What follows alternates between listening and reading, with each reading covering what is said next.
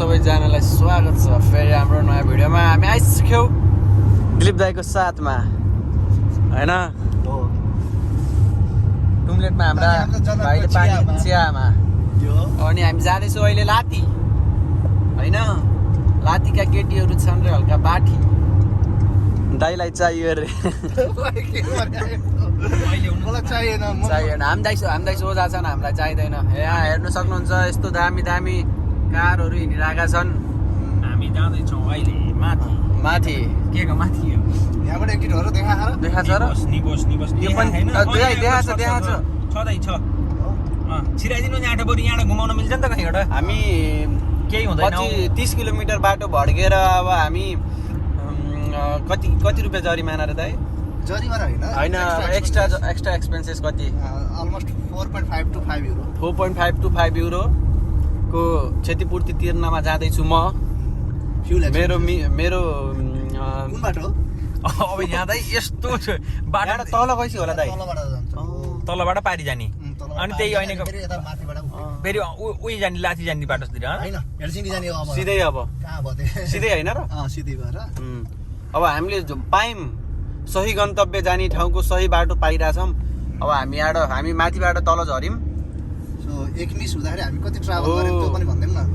कति एक miss game finish हुनै लाग्थ्यो। धन्न हल्का रुपियाँ, अब 4 रुपियाँबाट अब 1 रुपियाँ बच्न सक्छ यहाँ होइन दाइ? के थाहा, अहिले यहाँ 5 रुपियाँ बढ्न नि सक्छ फेरि। होइन बढ्ने होला र।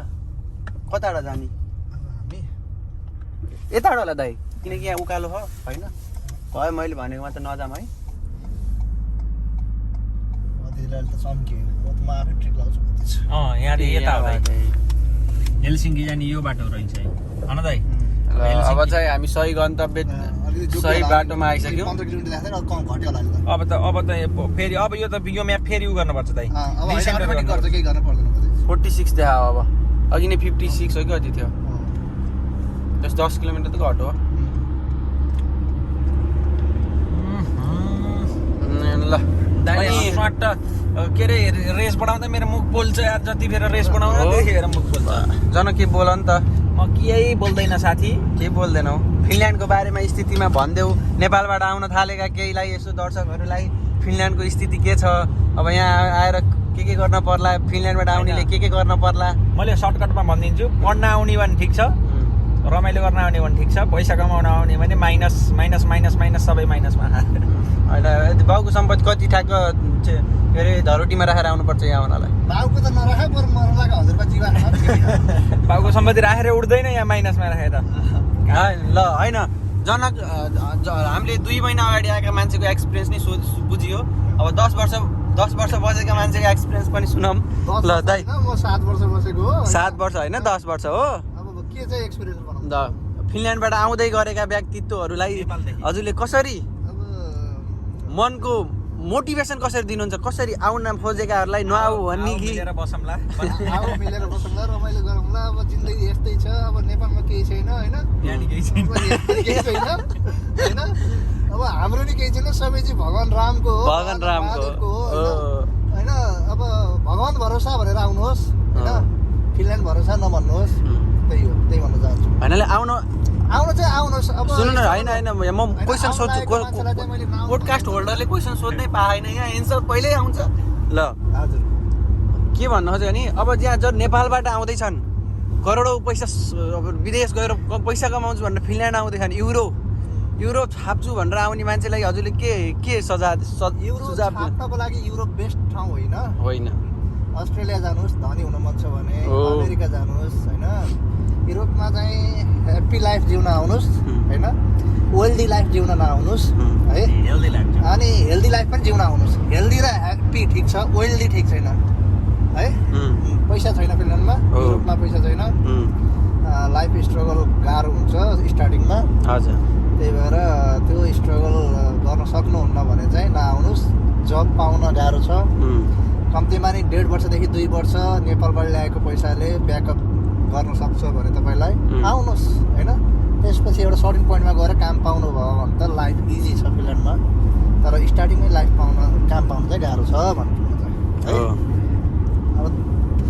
अब म यही कुरा तिमीहरूलाई सोध्छु भर्खर आएका छौ 3 महिना भयो तिमीहरूको एक्सपिरियन्स कस्तो तिमीहरू भन नि त अब हो म भन्छु म मूर्ख भएर आएँ हजुरहरू मूर्ख नहुनु होला हो म मूर्ख भएँ किनकि हाम्रो आउँदाखेरि मूर्खहरू आइरहेको थिए अब आउने महामूर्ख हुन्छन् आफ्नो उठा आफैले बन्चर नहान्नु होला म चाहिँ यही होइन अब यहाँ आएर चढेका गाडी चढेको नआउनु गाडी चढ्ने भए चाहिँ आउनु यताउता गाडी अब यहाँ चिनेका पुरानो आउने मान्छेले यसो कतै घुमाउन लैदिन्छन् होइन 2-3 दिन जाने लैदिन्छन् अब कि हामी जस्तो अलि भाग्यमान हुन पर्यो हामी बस्ने दाइकै रुममेट घरबेटी दाइको गाडी हुन पर्यो हामीले यहाँ चढ्ने भनेको 60-70 लाख नेपाली 60-70 लाखको गाडी यहाँ हिजो यता हुनुहुन्छ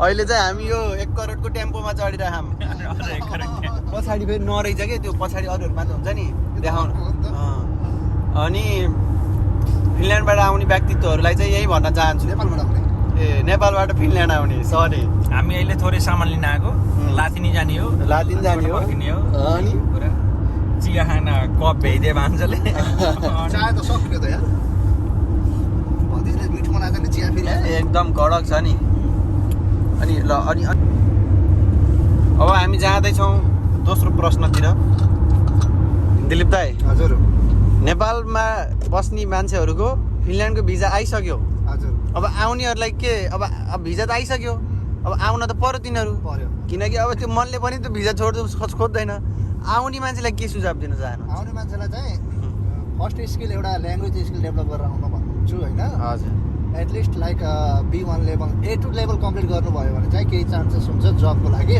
त्यो चाहिँ युरोप स्योर चाहिँ हुँदैन त्यति ल्याङ्ग्वेज जाने भन्दैमा किनभने फ्लुएन्ट बोल्ने मानिसहरू पनि अहिले पनि अनइम्प्लोइमेन्टमै बसिरहेका छन् होइन अब जस्ट त्यति पाउनुभयो भने चाहिँ आफ्नो एउटा स्किल चाहिँ देखिन्छ सिभीमा अनि सेकेन्ड चाहिँ लाइक अब सानो कुराहरूको स्किल लिएर आउन भन्छु होइन ल्याङ्ग्वेज भएपछि जस्तै अब के ड्राइभिङ स्किल होइन अब प्रोफेसनल काम पाउन गाह्रो छ भाडा मान्ने स्किल लिएर आउनुहोस् झुकेर काम पाइहाल्नु घर आएर अब बिहान बिस्ताराबाट उठेर भाडा माझ्न हिँडिहाल्नुहोस् धैर्यता राख्न सिक्ने स्किल लिएर आउनुहोस् पेसेन्स भन्ने चाहियो अनि सबै कुरा ठिक हुन्छ होइन अब भन्ने कुरा पेसेन्टमा राख्न सिक्नुहोस् दुई ताले बस त्यसरी हेर्न सिक्नुहोस् अनि ल्याङ्ग्वेज चाहिँ युरोपियन कन्ट्री जहाँ गए पनि त्यही कन्ट्रीको ल्याङ्ग्वेज चाहिँ लोकल ल्याङ्ग्वेज चाहिँ पढेर जानु होला फिनल्यान्डलाई मात्रै होइन यो होइन दाइ एकदमै ल्याङ्ग्वेज ब्यारियर छ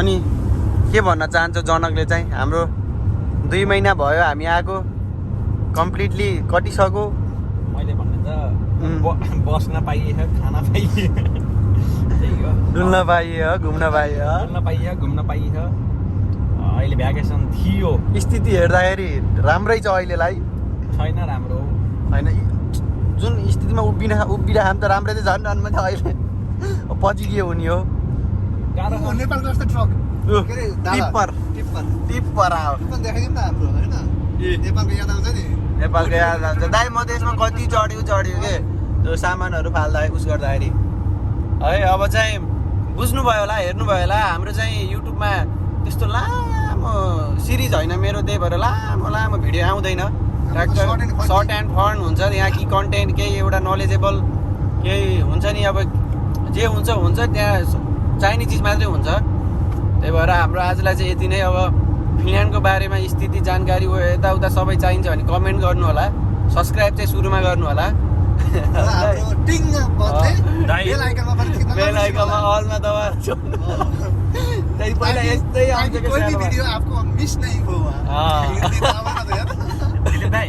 के भन्छ भने